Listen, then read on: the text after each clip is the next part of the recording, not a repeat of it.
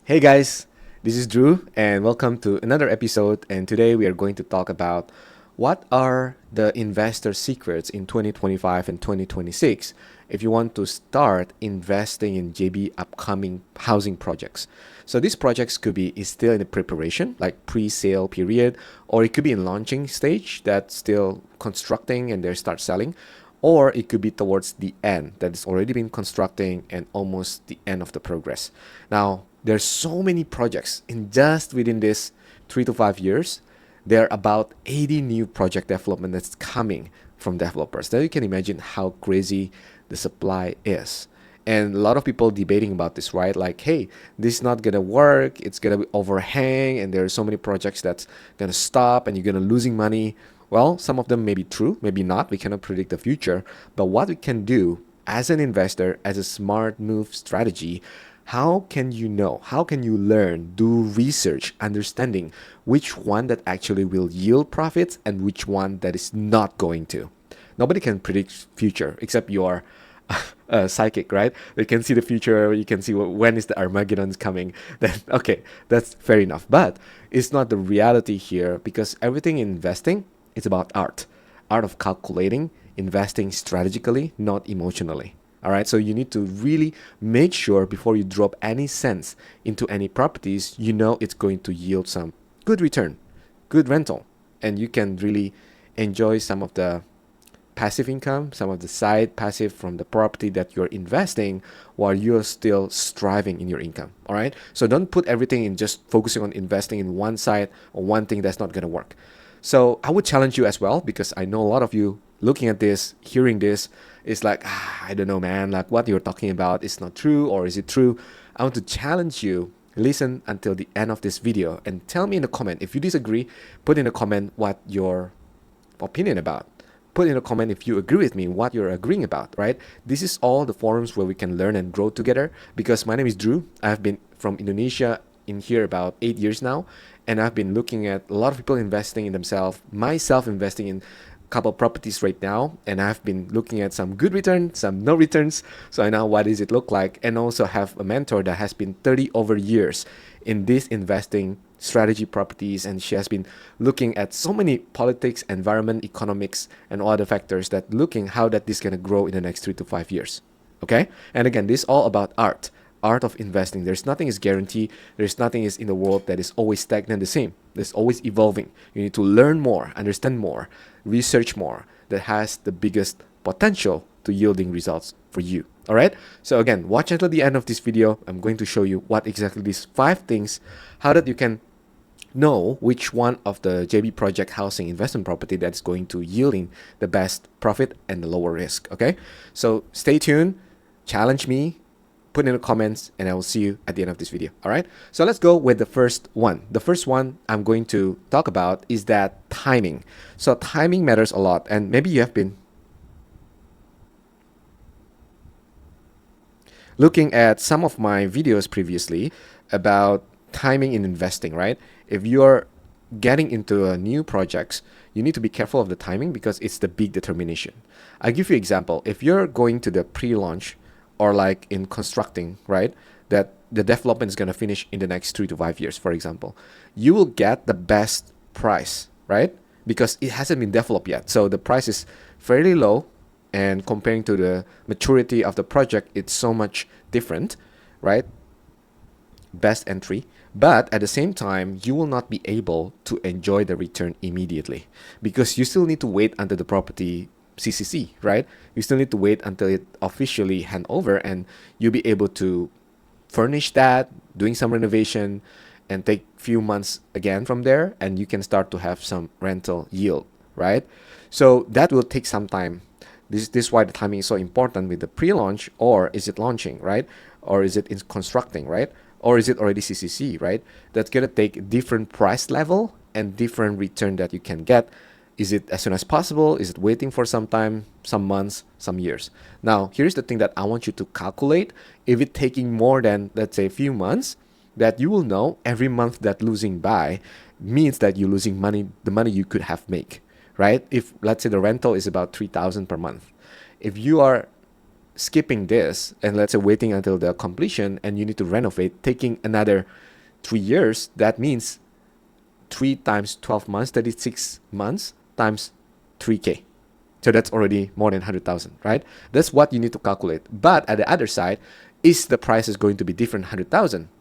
That's something comparison you need to know when you exit the property right after 3 or 5 years.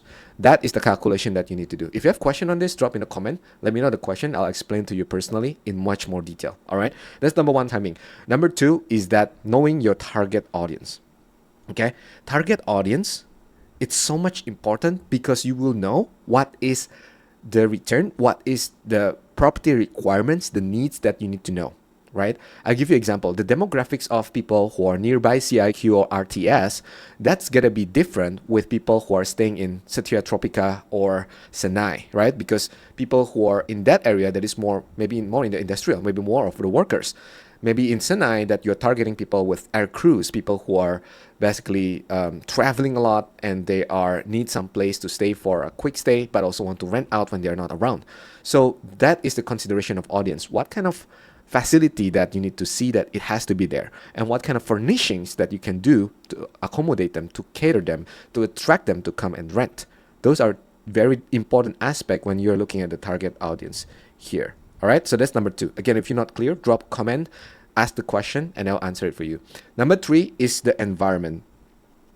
Environment is so much important because how that you can see the project with the exit strategy gonna be mature in the next 5 to 7 years. It's a long-term game, right? When you're looking at the environment, there'll be new infrastructure built. There's a new highway.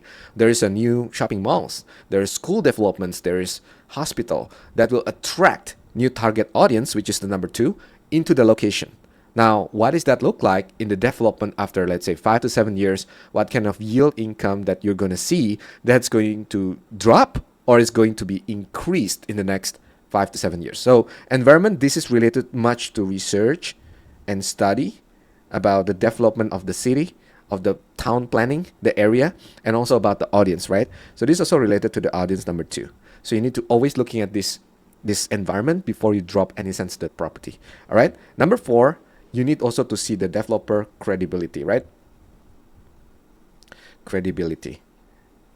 So if the developer don't have any good credibility, of course, you will not wanting to invest in that property because it's just not yielding any return, because maybe they have a bigger risk of stopping the project before its completion. So you always want to see what is the credibility of that developer, that you can make sure this developer, this company has a very rare, very small, tiny little chance if they disappear, of their delay the completion or they abandon the projects.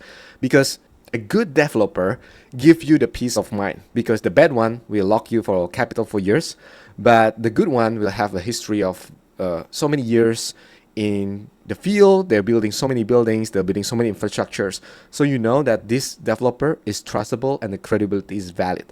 You need to do research about this, go back to the research and study about the developer background. But before you drop any interest to the property, the developer credibility is the one that determines, are you going to invest in this project or maybe not? Because there's no point investing something that's not going to yielding you any completion of the property, right? So that's number four. And number five is that the exit strategy. I talk about this a lot in other contents. You can check my other contents. But the exit strategy that I'm talking about is that you need to know some of the acronyms, some of the things that you need to see, that you need to calculate before even you know what is the starting point of the property. So what I mean is that, for example, I give you very easy example. What is the rental yield? It is going to measure how much rent that you're going to earn per year compared to the property price. So I will write it down for you. So rental yield meaning, so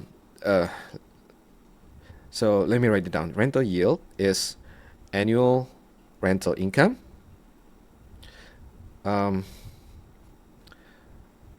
divide by property price, okay, and then times 100. This is gonna determine what is the rental yield look like. So example, let's say if you are buying for 500,000, right? Let's say buy 500K, and let's say you can rent it out for 2,500 per month, right? A simple number. So that means it's about 30,000 per year, right? So 30,000 per year, the yield is about, so if we put into this formula here, right? So this is about 30,000 divided by 500,000, okay, times 100, right? So that means 6%. Just example. This is a good number, right? 6% as a starter. So 5 to 7%, I would say that's pretty decent in JB. And less than 5, I would say it's not really the best. So it is more maybe overpriced area or location, right? And 8%, it's maybe risky, right? So you need to check if it's sustainable because it's seasonal that you don't want to enter either way. So number 2 is, let's say, so this is, let's say an A, right? I put in the second one is, let's say B. So B is that, let's say ROI, right? So ROI is, of course, is very easy. Return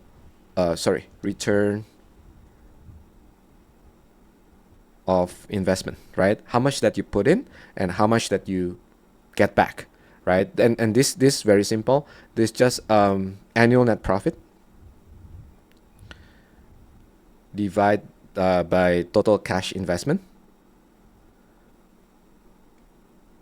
and times 100, right? So again, I give another example, right? So let's say you put down 100,000, and then let's say you earn $10,000 net profit yearly. So let's say after maintenance and loan interest and etc. So ROI is calculated by, let's say 10,000 divided by 100,000, right? Times 10%. So this about, times 100 as the formula, right? So this is about 10%. So this is how that you actually knowing if your property is earning and your money is growing. Before you know that you can calculate this, then you should not purchase the property because you don't know those two things, this A and B, right? Because of the time, I'm not going to go too deep into others. So I will just drop some other names. We can go into other videos and I will explain to you in detail. Or you can drop a comment below and ask me about this. Another one is capital gain. Of course, you also heard about RPGT, right? What is the return when you're selling back the properties? What is the capital gain from it? And there's always tax that related to the government. What is that calculation look like? This is very important for you to know before you buy the property, especially if this is the first time buyer. If you are a first time buyer, you need to really know about this number. And another way is that, let's say, cash on return, right? You also heard about this before. I'll not go too deep because of the time. I'm just giving you some of the hint how that you can study and learn about this, because these are very important related to the exit strategy that you need to know. Okay, so this is 5 things that I would say as a beginner investors. This is not deep, this is not advanced, but this is just a basic 5 things that you need to know before you start dropping any cents to your property, because you will know if you're gonna profit or you're gonna lose money from it.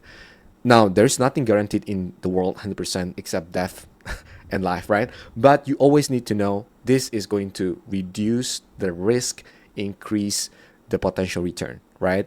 This is how that you can always look at investment property, especially in a very, very, very tight JB market right now. And I will see you in the next video. Drop me a comment if you have any question about this. Reach out and we'll connect soon.